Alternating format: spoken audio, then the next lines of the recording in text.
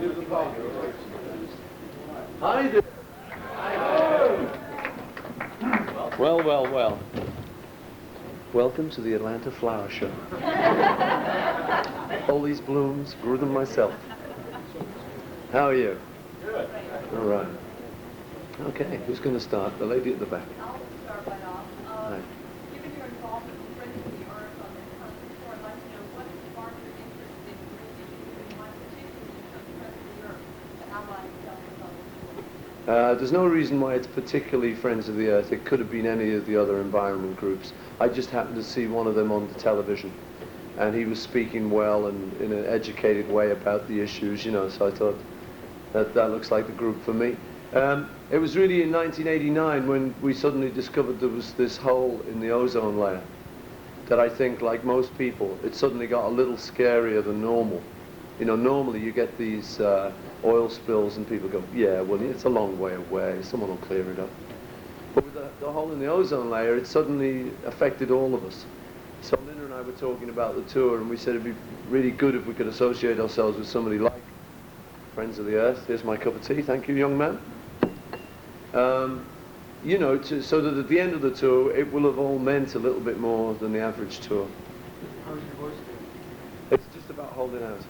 It's all right, yeah. I gave it a bit of a thrashing last night.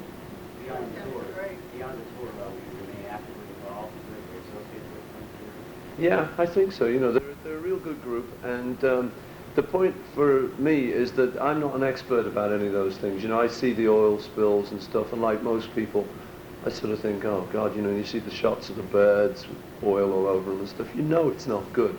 You know it doesn't make any sense. And you know they make a lot of money off those tankers, you know, so there's some equation there that isn't being made, you know, it's just got to be made in the future.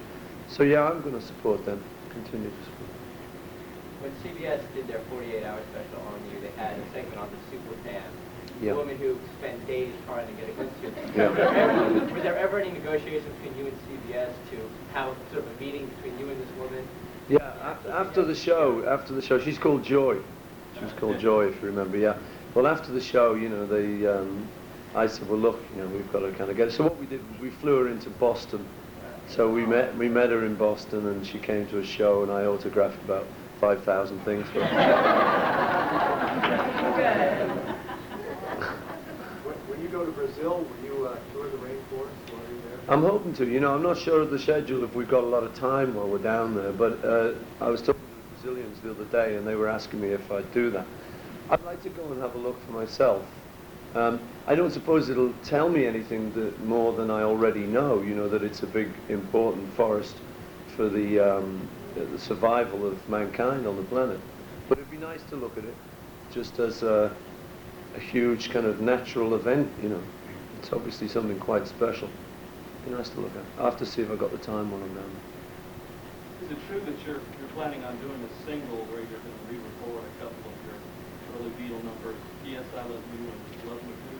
Well, I don't know. At the moment, we're thinking of, I've got an arrangement of those that we might put in the set when we move to stadiums, which is next. This is our last arena date tonight. We've got one from Lexington that we had to cancel, postpone. But so I think what we'll do is put it in the set and see if it works, see if we like it. If we like it well enough, then it might be a single. Why have you kept the set pretty static so far? Well, a number of reasons. If it ain't broke, don't fix it, is the first reason. You know, you get a set that goes down well, what are you going to change it for the next day, you know? And we're not playing so crazy schedule that we're getting really bored. I mean, we only play it once a day, and not every night of the week. So we're not too bored with it.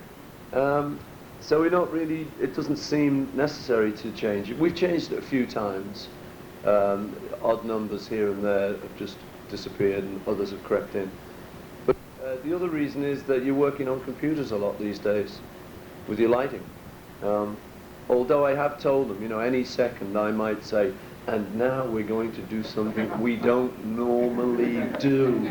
And that's the cue to go and panic, you know, and go to manual override, which they can do all right. But, you know, once it's all loaded on a computer, it's awfully tempting to leave it there. The next leg of your U.S. Stadium dates, is that going to last this year it will be.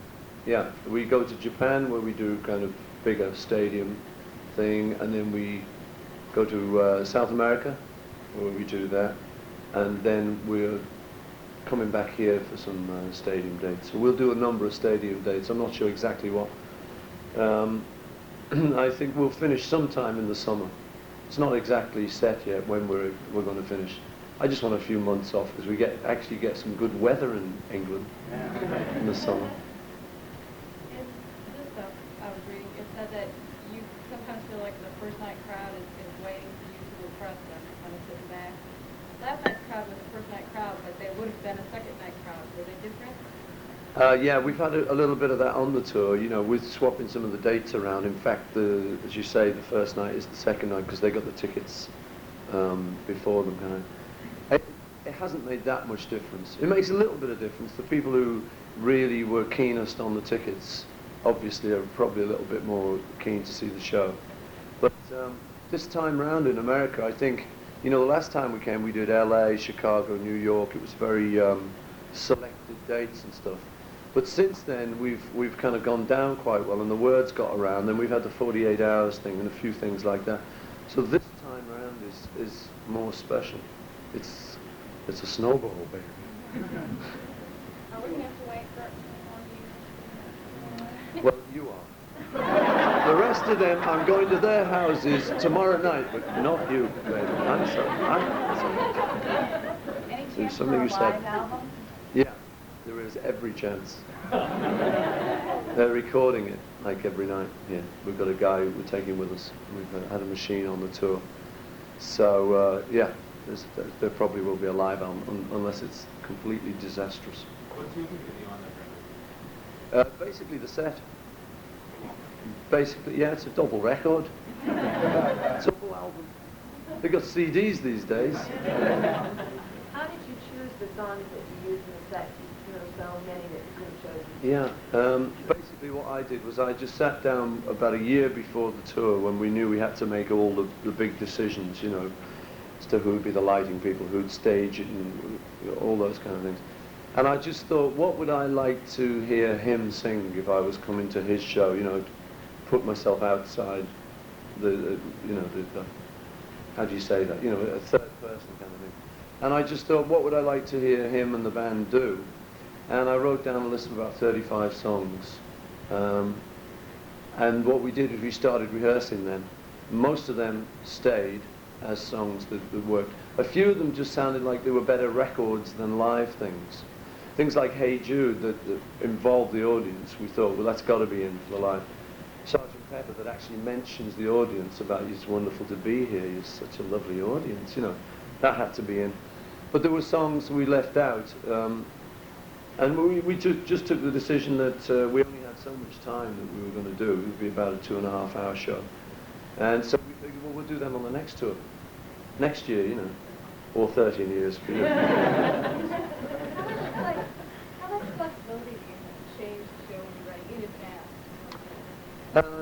You have a lot of flexibility in theory. You can change the whole thing around. But as I say, you know, once you've got a show that people are applauding, that they like, I mean, I suppose it's like going on to a performance of Cats and they've changed all the tunes. You know, it's like, why? So we took a decision. Once we've been touring quite a bit in Europe and in Britain and earlier in America. Once we felt that the set, it's nearly right, I think, you know. There's maybe one or two more little changes, but it'll only be fine tuning. It'll be pretty much stay like this, I think, for this tour anyway. What's Yeah. the feeling on the ticket scalping? Price, $900? Yeah, well, I mean, I only read about this, you know, I'm not actually out there on the pavement, but I hate it, you know, like everyone else, except the scalpers, probably. It's a great pity. We do certain things to try and stop it happening. You know, we release 100 tickets just at the last minute, so that 100 kids at least can get them at regular prices. But, you know, the thing is, you're living in the land of free enterprise. And if a guy wants to buy a ticket and then resell it to you and you'll pay, it's allowed, you know, it's not illegal. This is a land of free enterprise we're in.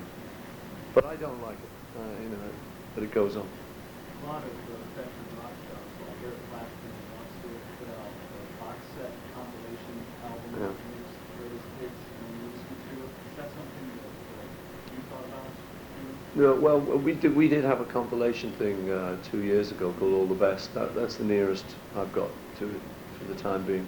So, I'll wait till I'm a bit older before I do the box set, I think. Can you see yourself doing any collaborations with any other artists similar to the Traveling Wilburys in the future? And if so, who would it be?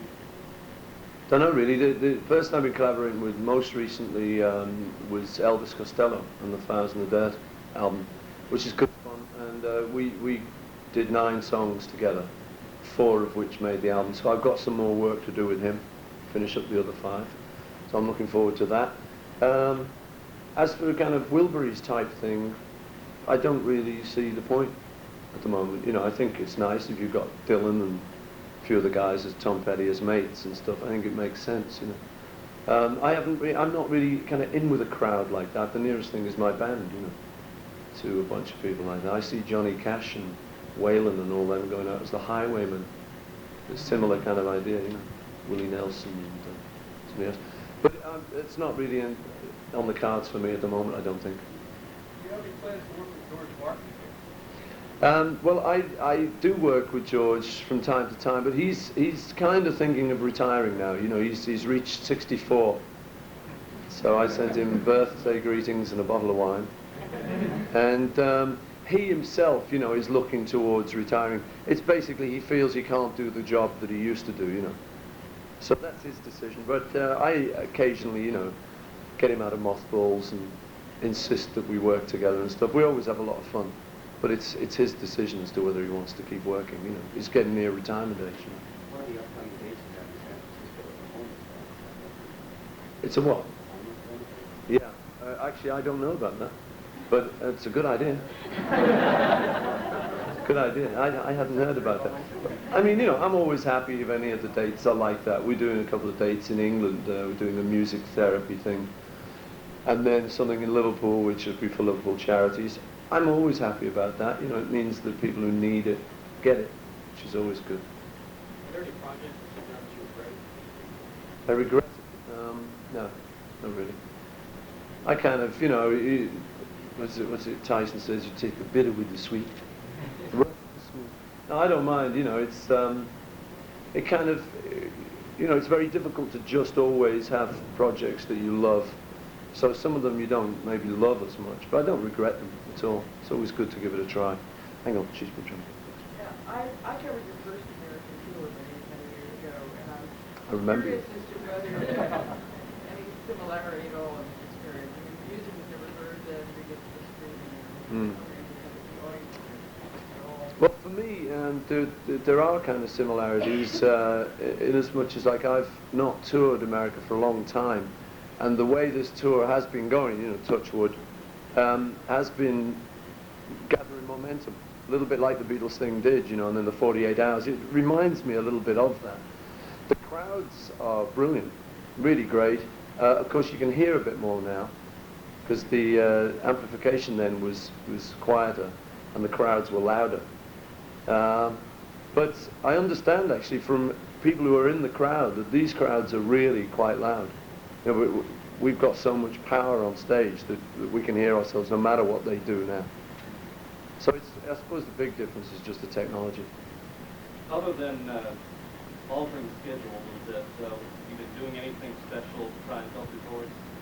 No, not really. I had a bit of a fright in Pittsburgh because we'd done 2 things in Detroit, 2 gigs in Detroit. We had 1 day off, and I'd given it a bit of a hammering, and it wasn't enough to recover. So Pittsburgh was quite frightening because I had to do, on this show, I do the whole show virtually. You know, it's basically me singing each song.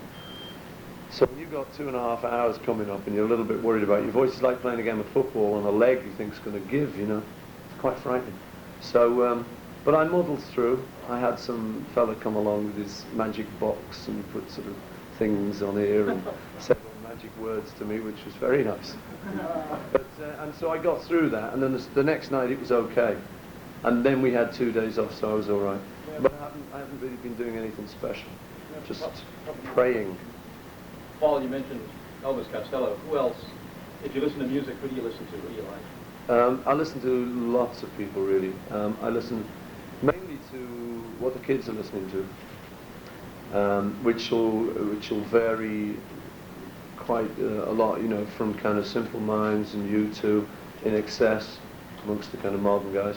I listen to a bit of rap, you know. Do you have any trouble with the music that your children listen to? No, it's amazing actually. I always thought I would grow into that situation because I think we all did, you know. My generation had trouble with our parents because they thought their music, you know, Bing Crosby was infinitely superior. But it's amazing. My kids like Jimi Hendrix, James Brown, Otis Redding, the Commodores. I mean, you know, what are you going to do? This is serious stuff for me. Well, you talk about kids, but So go ahead. Go on, you start. I was saying, you talk about kids and Yeah. trying to tickets, but at your shows it's not like kids. I mean, it's older Well, adults. it's a cross section, you know. There are a lot of kind of 20-year-olds that are the average concert audience. Then we get kind of like 7-year-olds and 5-year-olds who fall asleep a lot. And then we get blue-rinsed ladies who also fall asleep a lot. No, they don't. No, they don't. You know, it's amazing as you get this crazy cross-section of people. I love it because, you know, I'm from a big family in Liverpool, and whenever we had a party, there was kids under the tables and old people under the table. And so I don't mind it at all, you know. I like it. This is the last question. This is the last question. So, go ahead. Last but one. She's last. You're next to last. Go ahead. He's Okay. two. When you're singing Hey Jude on stage and the crowd starts singing along and Yeah. starts doing the harmony along with you and flashes the cigarette lighters, can you tell us what goes through your brain, or what goes through what kind of reaction are you getting from the love of the crowd and what you're feeling? Changes every night, you know. I mean, you get this feedback. You can see. I mean, sometimes you'll look in there and you'll see sort of a grown man just crying, you know, just because it sort of takes him back, and that's fairly sort of powerful. Just watching that. I mean, even if it's just in a room with someone who's in it, there's a lot of them. It's amazing. So there's a kind of nostalgic thing about it. There's also this feeling of humanity sort of pulling together, which I love, which I've always loved through the Beatles, you know, because we always had a lot of that. We always had a lot of humanity, for want of a better word. You know, all you need is love. Hey Jude, give peace a chance. It's always very positive stuff. So I always love to see that going. And lastly, it's just a buzz. I mean, you know, but it varies from night to night what you feel. Some nights it'll take me back to the recording of Hey Jude, rather than, you know, one particular thing I often think about was when I was playing the song to John, because I kind of basically wrote it and I was checking it through with John, see if he hated anything about it. I got to one of the choruses, and there was a line in it where I said, "The movement you need is on your shoulder." I sort of looked at him and I said, "I'll be changing that, you know, don't worry, it's just a fill-in line." And he said, "You won't?" I said, "Well, I mean, it doesn't mean anything. The movement you need is on your shoulder." I said, "It still sounds like a parrot." He said, "It means something to me, man." He says, "The best line in the song." So I said, "Okay, it's got to stay." So when I'm doing that line, I often get kind of a bit of a choky moment, you know, but that's great. I love all that. Big stuff. I wanted to ask you, last weekend was my birthday, and I have a movie poster for rock show. Did you sign up before you leave? What a good last question. And the answer is no. And you can go with her. 13 years for the both of you. Okay, that's it. Thank you. Thank you. So long. Come on, then. I better do her first. Oh, you can keep some autographs there. Really? Yeah. UK poster? Here you go, man. I better just do one for each person. Here you go. I like the move. It's not a bad thing. Is that yours? Where's yours? Yeah, this one?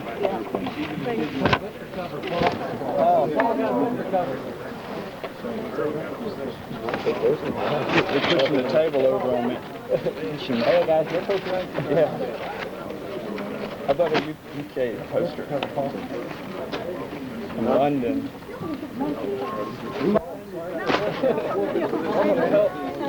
I'm getting crushed. Please. I can't. They're crushing me. No, it's okay. Yeah, I'll just do a couple minutes later. It's just real easy to see with this one.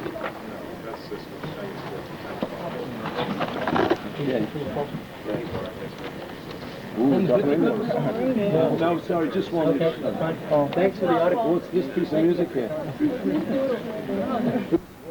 What is it? You make it up? Song. Thank you very much. You're right. Many good questions. Brought this one back from London. Yeah, man. Oh. You? God, Please. stop pushing on this Yeah. table. Okay. Could you get this one? I better just do 5 more, okay? We make it 5. Been to 8 shows, Paul, please. Been to Paul. I've been over to London, Chicago, LA. Please, right. yeah. 3. Got to do yours then. Yeah, we'll frame it with the One more, guys. Right here, Did you take this? Sorry about that. Thank you, Paul. Here you go. This is it. I'm trying. Sorry I couldn't do them all. Would you take this, Paul? Here you go. Paul, please, please, Paul.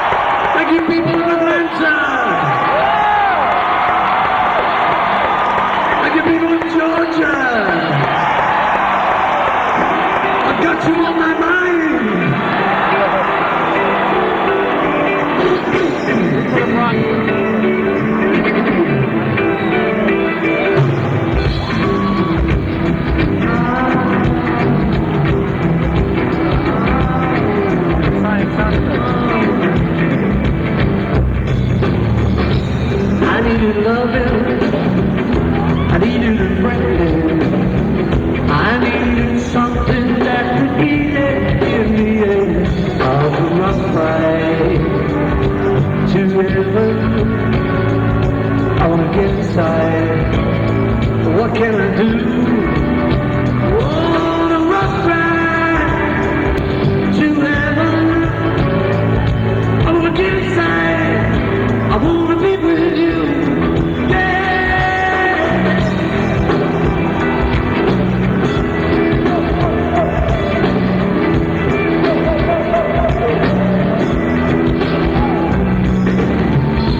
I need you to help me, I need you to do I did wanna be misunderstood on a rough ride to heaven. I wanna get inside, what can I do? On a rough ride to heaven. I wanna get inside, I wanna be with you,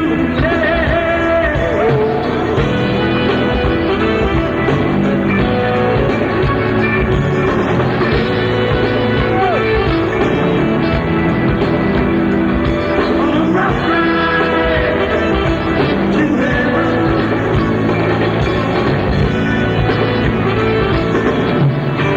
I'm not asking for an easy passage, but I hope you understand. I'm not after any special treatment, but I wouldn't mind a hand on a rough ride. On a rough ride.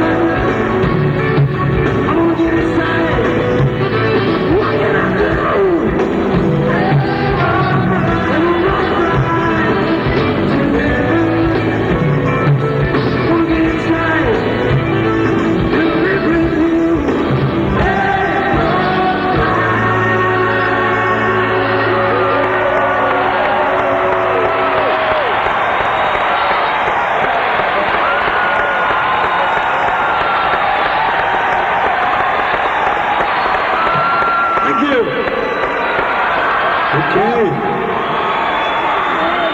Hey, it's good to be back. I was only here last night. All right. I'll tell you what, before we go any further, could I hear everyone in the room go, woo?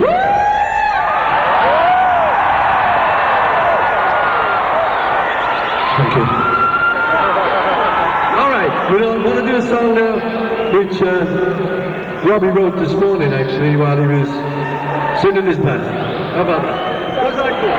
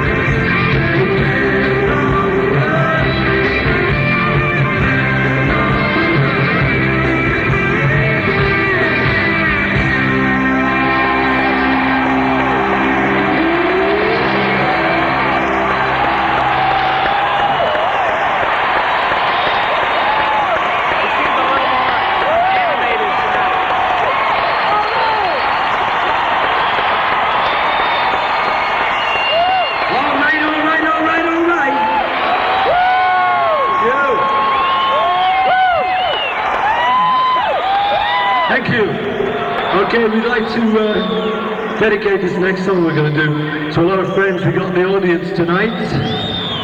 We've got, we got James, we got Paul, we got millions of them out there. This one includes you.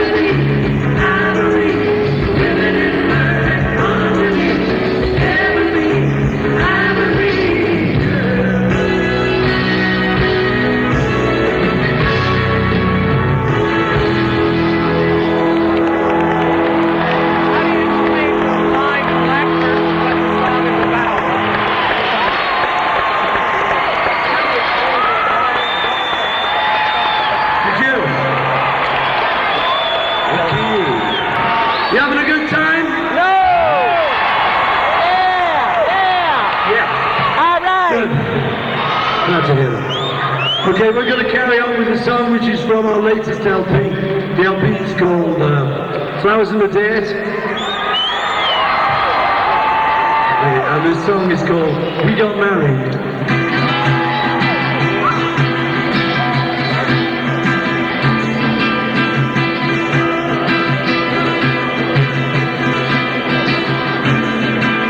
Going fast, coming soon, keeping up in the afternoon.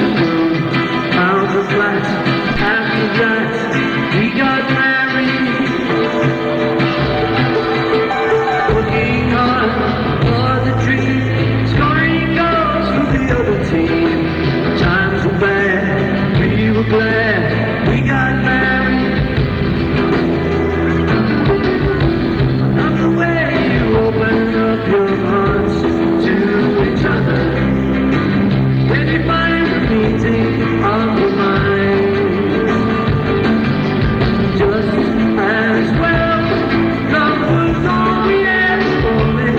It was all we ever had.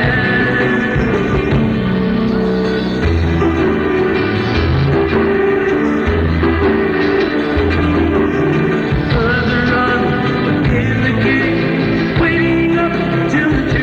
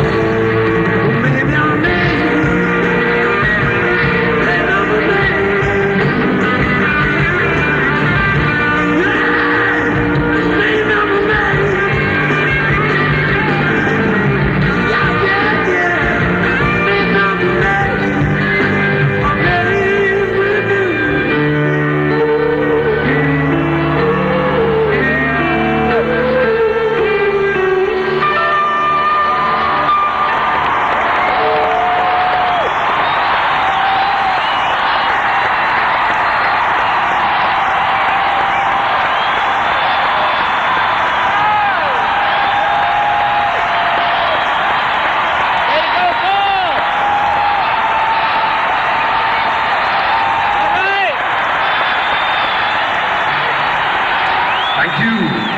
All right, all right.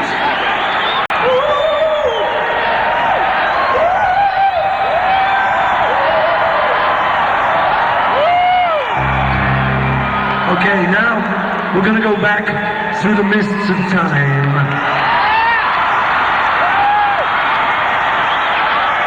To a place that was known as the 60s.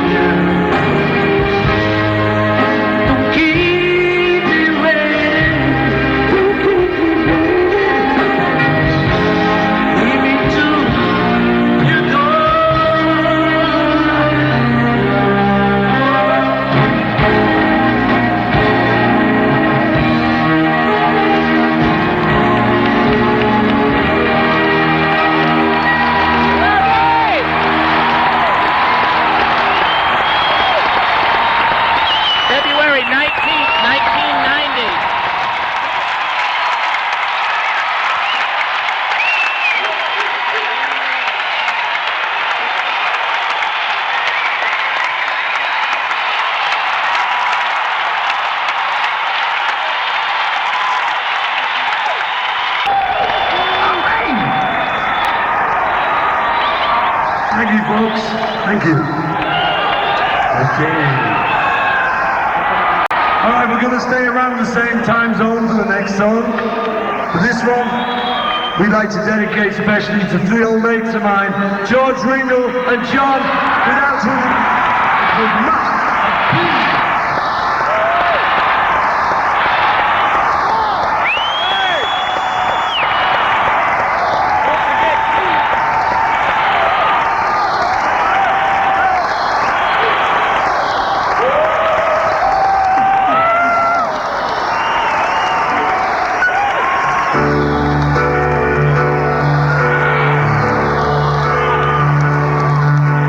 Day after day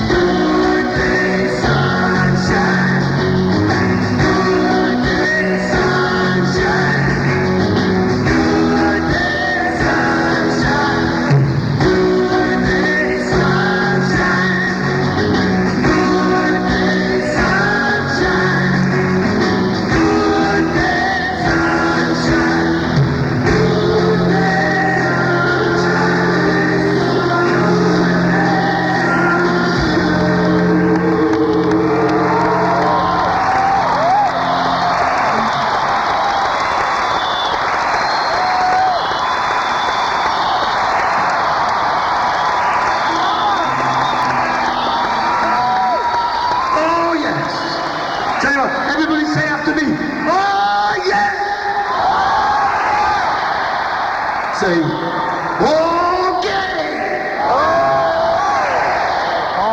Say, all right.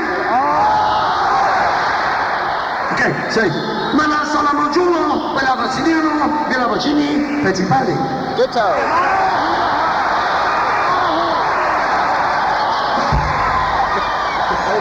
Very close, actually. Very close. All right, listen, I'll tell you what. If there's anyone who wants to dance about, chicken about, you know, chicken thing with the... Does anybody who wants to do that? I suspect there's one or two of you that do. And this next song coming up is a good one to do it to.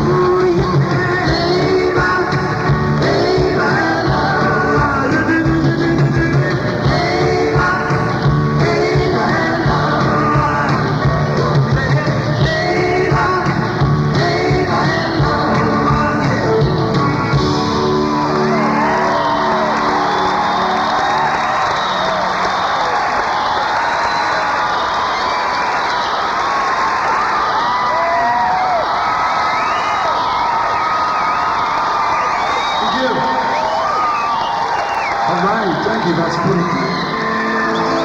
1, 2, 3.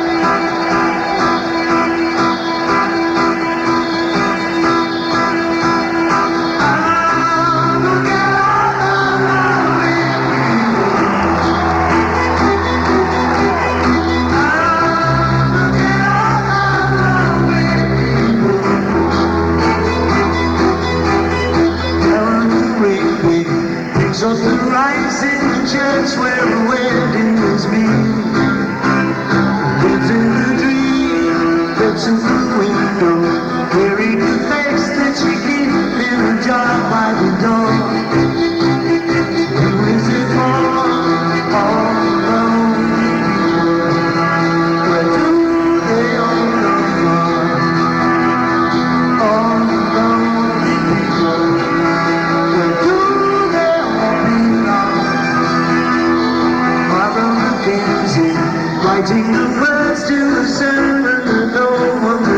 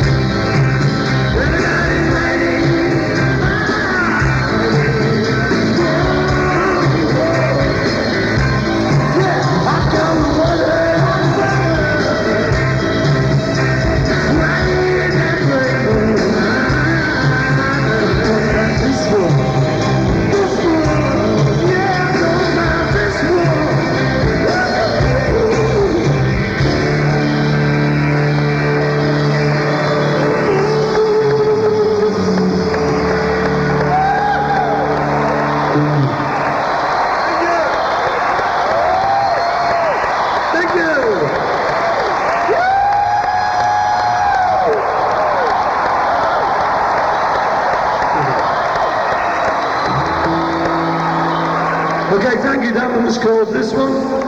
And this next one is off the same album. It goes like this.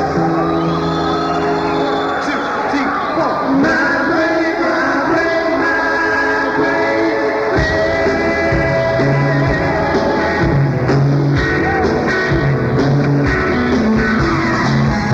I've been living in style on the dusty path to the luxury life. I've been living in town and living in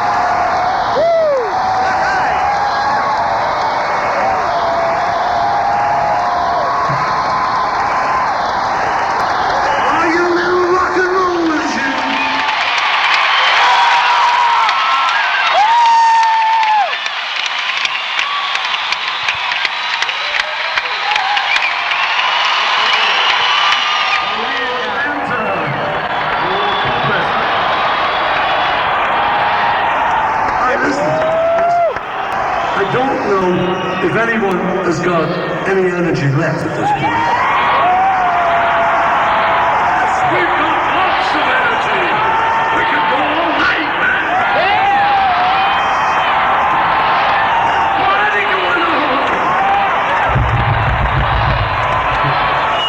So listen, for those of you who want to continue popping and use up that little bit of energy you've got, our drummer, your master Christopher, is going to thrash away to the tune of a song called Coming Up.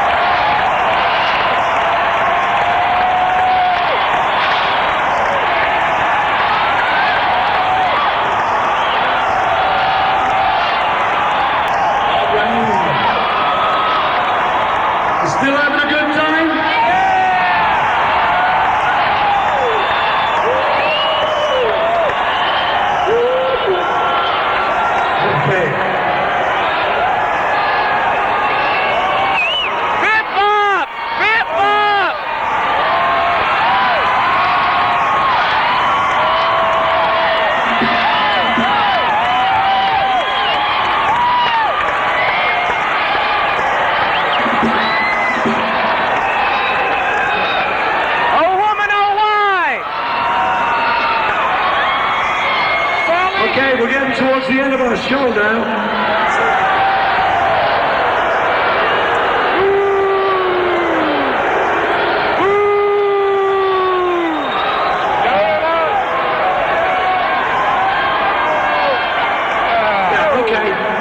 Well, look, I mean, it's not that near the end of the show, you know.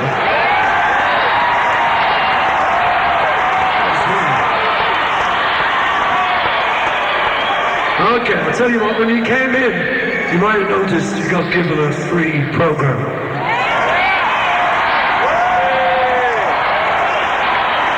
Let me explain. As we're going around the world doing these concerts, we're giving a platform to these people called the Friends of the Earth. And the idea is quite simple. If you like what they say in the program, if you like their views in general, next time you get a chance to vote, just tell your politicians we all want to live in a clean world.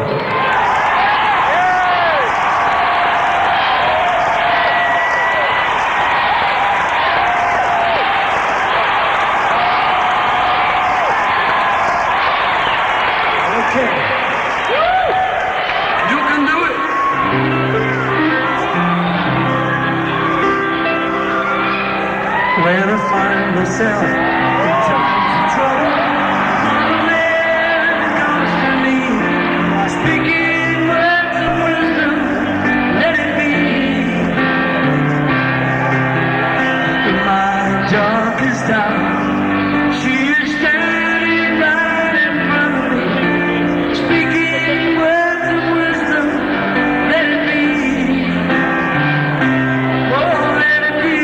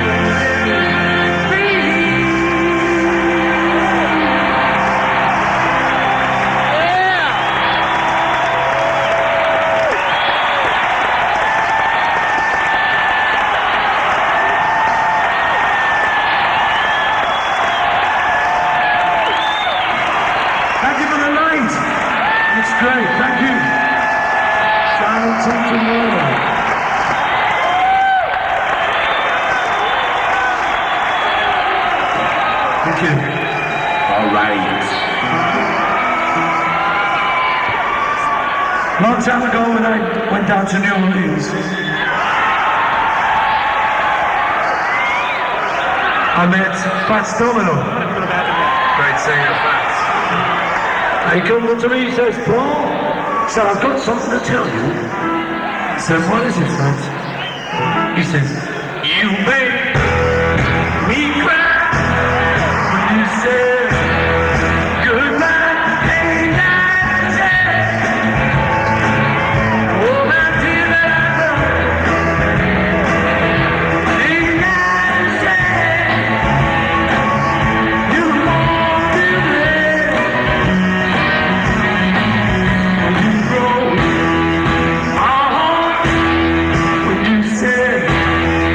We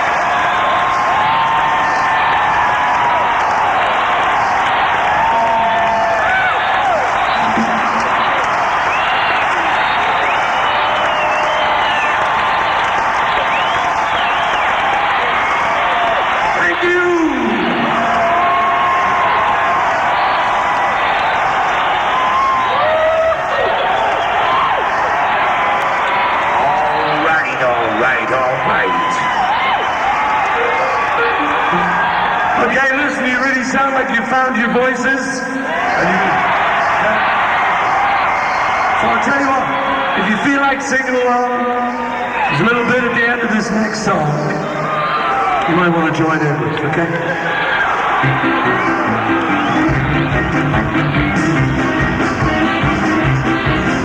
If I were not up on the stage, I'm an outside hiker. If I were not up on the stage, and it turned out you leave me all night. No, hang on, no, sorry, we don't do that one. Good! I don't know what happened, just something came over me, and I did the wrong one. We don't do that song, sorry. Thank you. Yes. No. No, what I meant to do is, hey Jude,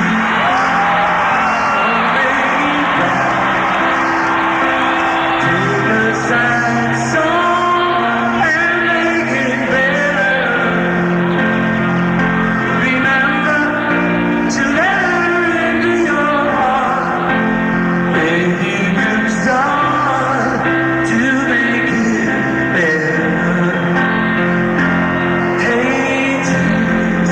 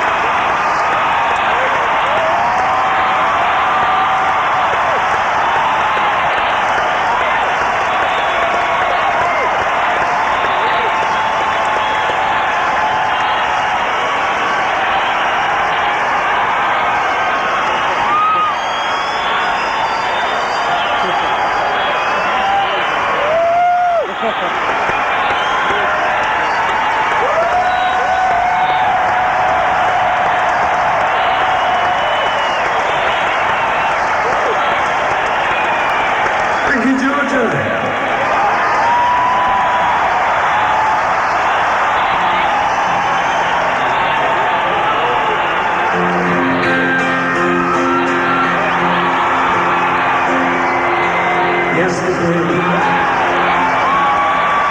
all my troubles seem so far away. Now it looks as though they're here to stay. Oh, I believe in yesterday. Suddenly, I'm not as bad I used to be. There's a shadow over me.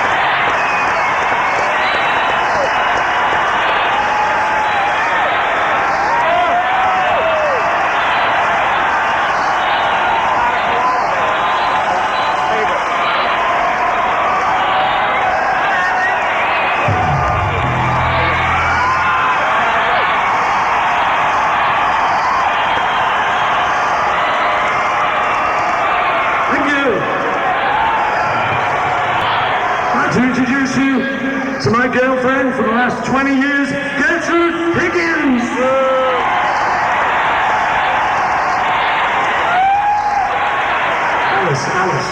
Alice.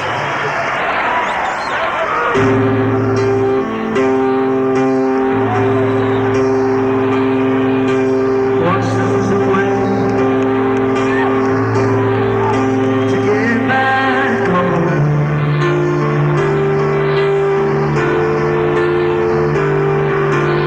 What's the way to get back home? Sleep on the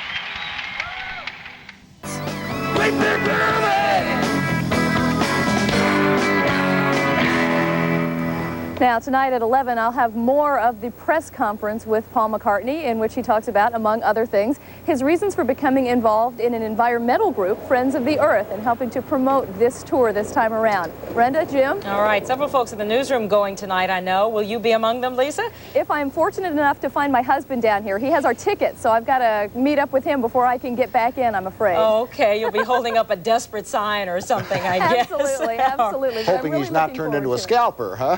Heavens no, heavens no. I didn't bring enough cash, I'm afraid. Well, enjoy yourself. Thank you so much. All right. Bye-bye. With George from time to time, but he's kind of thinking of retiring now. You know, he's reached 64.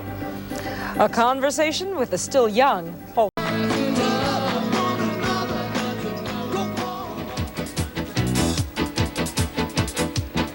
He will perform his second concert here before a sold-out audience at the Omni. Atlanta, part, of course, of his world tour, the first one he's had in, what, 15 years? Also today, McCartney met with reporters here in Atlanta. Channel 2's Patrick Crosby has more on that.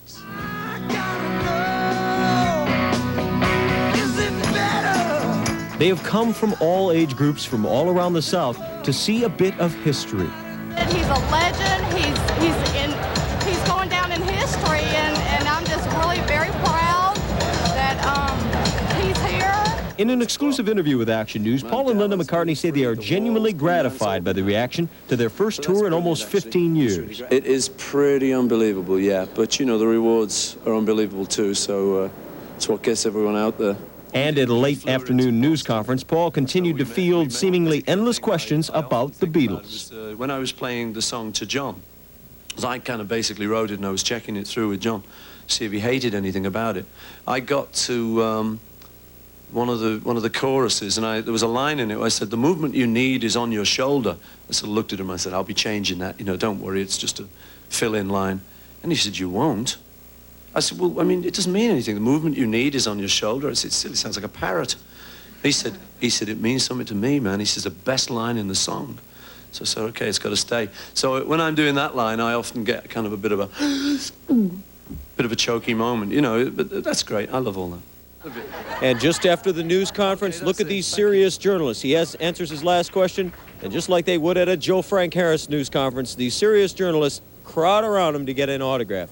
Shameless, but it's true. The 30-something generation in the press looking for just an autograph from Paul McCartney in his last night here at the Omni. And that's where we are now, reporting live, where the scalpers are going out there, and Paul McCartney after this will be taking off about a week, going to Los Angeles to pick up a Grammy, they say, and then he'll start a tour in Japan. So it'll be quite an exciting event, and again, another sellout. Don and Monica, a very profitable venture for all. Back to So you. you did not get an autograph last night or tonight, right? No, I saw your head. I saw the back of your head up there in front. Did you get one, Patrick? Your Big Chief pad. Did you get one, Patrick?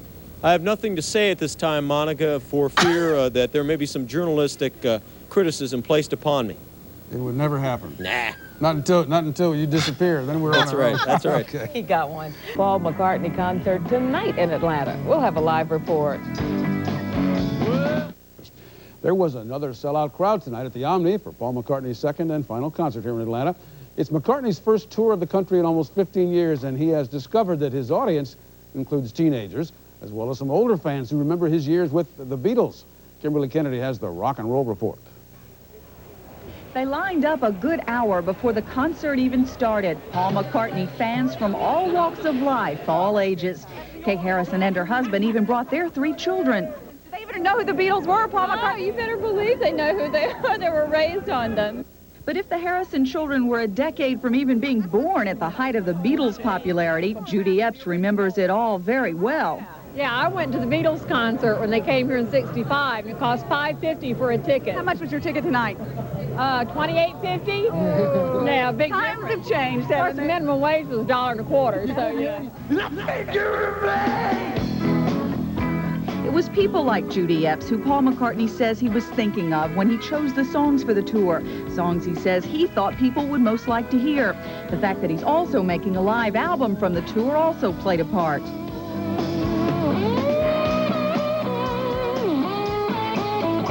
A few of them just sounded like they were better records than live things. Things like Hey Jude that involved the audience, we thought, well, that's got to be in for the live. Sgt. Pepper that actually mentions the audience about, it's wonderful to be here, you're such a lovely audience, you know. That had to be in.